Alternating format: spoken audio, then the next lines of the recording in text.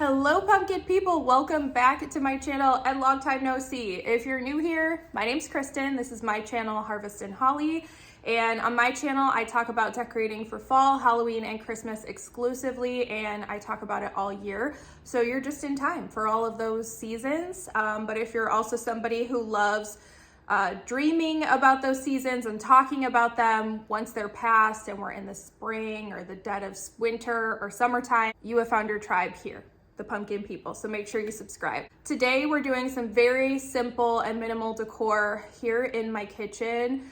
I almost feel silly making a video on this because it is so simple, but I know there are other people who also like to do minimal decor, and in my kitchen that's what I like. In other areas of my house I definitely do a lot more. So whether you're a simple kind of decorator or you like a little bit more, I'll have both on my channel for you to see. And hopefully you can get inspiration from, both types of decorating, a little bit more and a little bit more minimal. Because the kitchen is so simple, we're gonna be doing a few little extra things in today's video. I'm gonna be sharing a simmer pot recipe that is really good. It's going right now and it smells fantastic. I also am going to take you guys out into my cut flower garden because I cut some flowers to decorate with. And I'm gonna show you my pumpkin harvest. I harvested probably about 90% of my pumpkins. I have a few more out on my vines, but I'm gonna show you the majority of what I've harvested. A lot of you guys have been asking me how they're doing, so I'll show you that. And of course, we're gonna decorate as well. If that all sounds good to you, stay tuned and let's get into it. All right, you guys, so the first thing I do when I'm getting ready to decorate my kitchen is I lay everything out on my table like this. You guys have seen this in my decorate with me videos in the past. It just helps me get a good view of everything so I don't forget about anything, and you also can see how it's gonna look together. So there are some new things on the table. I just got these ferns from Michael's. This is new as well. There's a smaller vase inside of here, so if you hear a crashing noise, that's what it is. But this was only $14.99 from Target, and it's really big. So I feel like that'll be a good centerpiece on the table when we get it all, everywhere else decorated and all the stuff off the table. I also have out some ingredients for my simmer pot. So we're gonna be using apples, oranges, and pears. And then these are the spices that I'm gonna be using. I was excited to find pure vanilla extract at Dollar Tree. I don't know how authentic this is. You can see the ingredients there, but it's $1.25, and I'd rather use something like this in my simmer pot than expensive pure vanilla extract from the grocery store. I'm also gonna try using apple juice as my liquid. I saw a recipe for a simmer pot that used apple cider. We were at the pumpkin patch this morning and apple cider was $9 a gallon. So I'm gonna use some Dollar Tree apple juice instead. So this is most of what we're gonna be using. You may have noticed there are no pumpkins on the table. There are none of my fresh cut flowers from my garden. I'm actually gonna take you guys outside and show you that stuff. Okay, you guys, I wanted to show you my pumpkin harvest, and I'm sorry if it's loud in the background. Our home does back up to a busy road, so there could be traffic and trucks and stuff driving by, so bear with me with that. I just want to do this quickly, also because it's raining, if you can see. So I did harvest some pumpkins this morning, but I didn't want to have my camera out in it. So I got 5 of these, and there may be more out there that I just didn't see, but this is my favorite. I love the color that it's tan, it has the bump, and it's called Grizzly Bear. This one is called Mini Warts, and it has that classic orange skin with the really crazy green bumps. This one is crazy, like there's just so many bumps, but a lot of them, I shouldn't say a lot of them, but some of them came out with a little less bumpy, some came out with barely any bumps at all. And yeah, so love that one. This one is just so pretty. This one is called Robin's Cogonut, and it's actually a culinary squash that I may end up cooking with. I just think the frosted skin is so pretty, and I got 4 of those, but I know I have another one out there. And then I got a bunch of these little white ones. I grew these last year. They're called Casperita. I'll insert footage of them growing in a pot. I grew some in a pot, some in the ground. I really experimented, but this is one you can definitely grow in a pot, you guys. And I think I have 16, but there's plenty more out on the vines right now.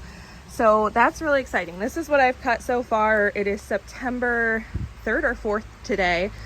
And a lot of these have been cut for weeks now. So you can tell by the ones that have the brown stem versus the green stem. I just cut this one and this one this morning, and this one this morning, and a few others.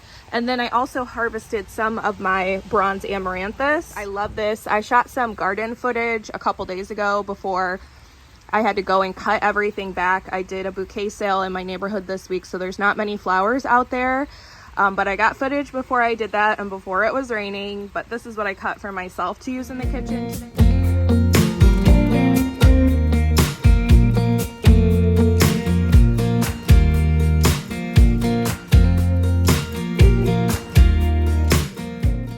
So I hope you guys don't mind me sharing a few clips of my cut flower garden. A lot of you have asked for me to do gardening content, but I know not everybody wants to see it. So I thought I'd just show you my flowers as they are right now. We might only have another month and a half of flowers here in Ohio, so now's the perfect time to show you guys. And I did do a bouquet sale in my neighborhood. If you're wondering what I grow these flowers for, I do actually sell bouquets, and it's been really fun. This is my first year selling my own flowers, and I'm really proud of how many flowers I was able to grow. So here's my dahlia patch. I have so many that haven't bloomed yet. I will definitely be making dahlia bouquets very soon here though.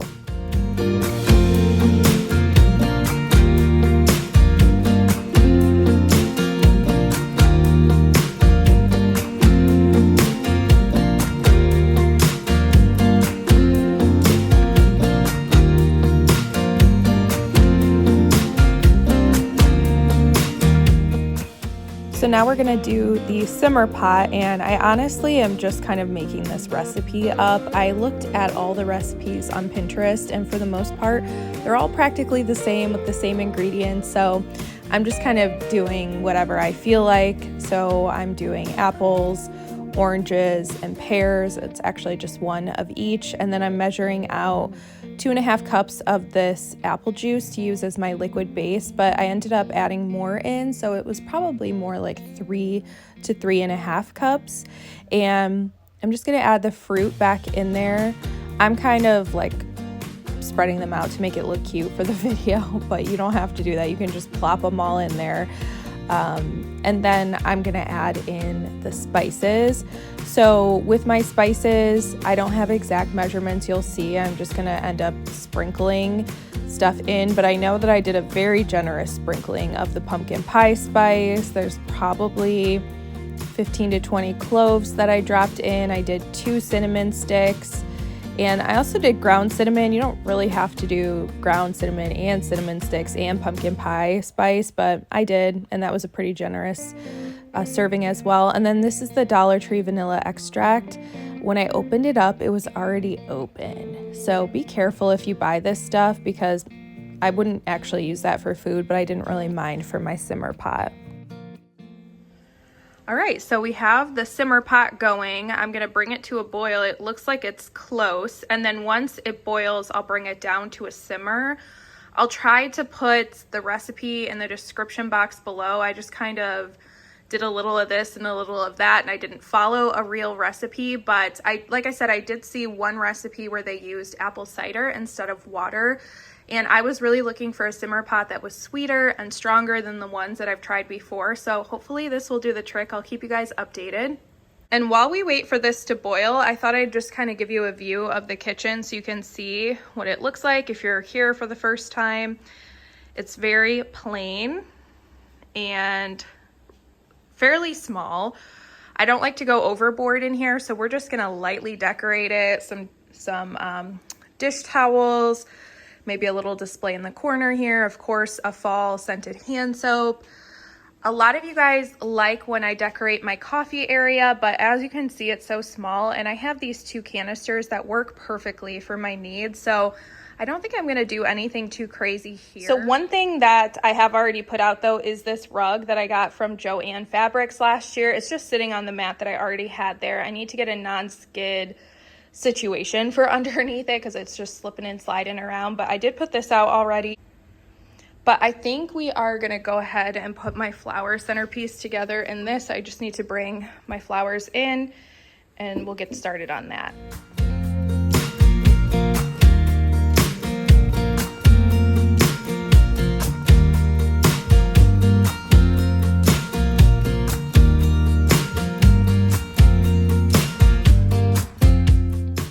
So I'm just fast forwarding through this because there's not a whole lot to it.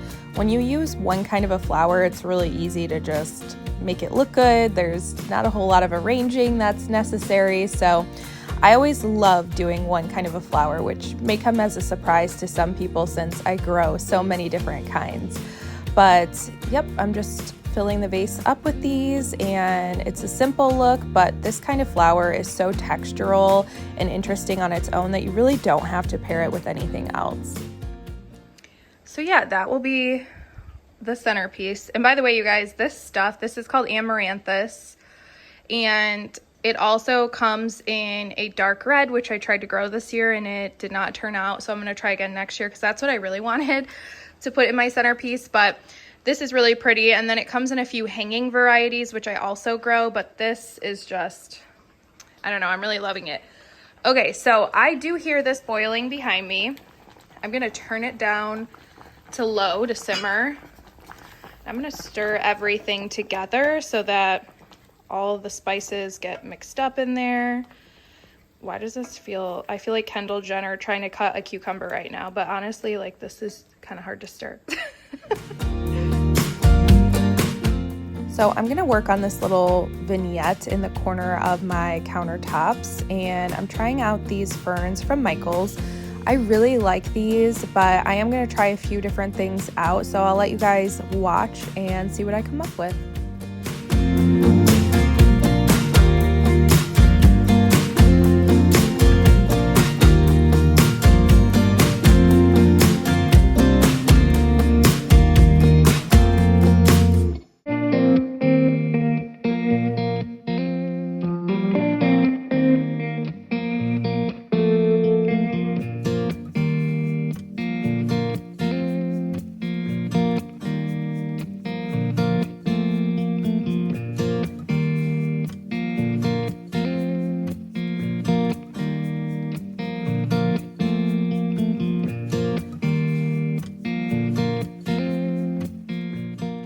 So I was just curious what these darker florals would look like in this vase.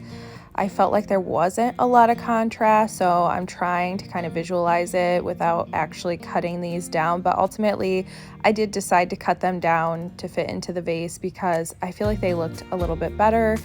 And I love that they're natural, so I'm sure I can find another spot for my ferns.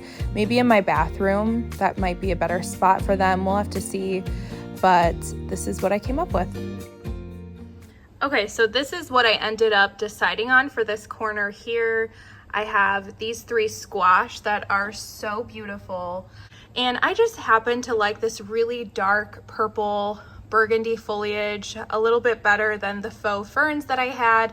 This is actually a dried floral that I got off of Etsy. I don't think it's available anymore, but it's one of my favorites. So I just think that dark contrast is really nice. Let me know what you guys think. If you like the other one better, also let me know because I already took the tags off, so I have to use them somewhere. Okay, so one thing that I want to do is switch out this crock for something a little bit darker and more fall-like, and add a little something over here. I don't like to completely switch up this space over here because it's functional for us, but sometimes just swapping out the crock and adding a little decorative touch right here is all it really takes to make this half of the kitchen feel festive. So I do have this little baker that I think is so cute.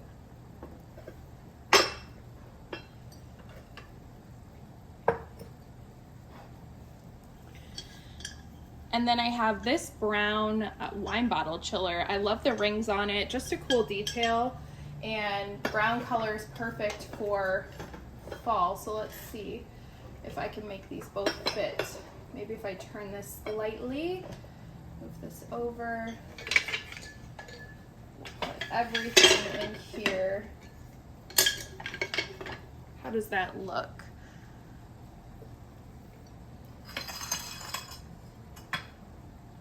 Yeah, I think that's pretty cute. So I think that's good over here.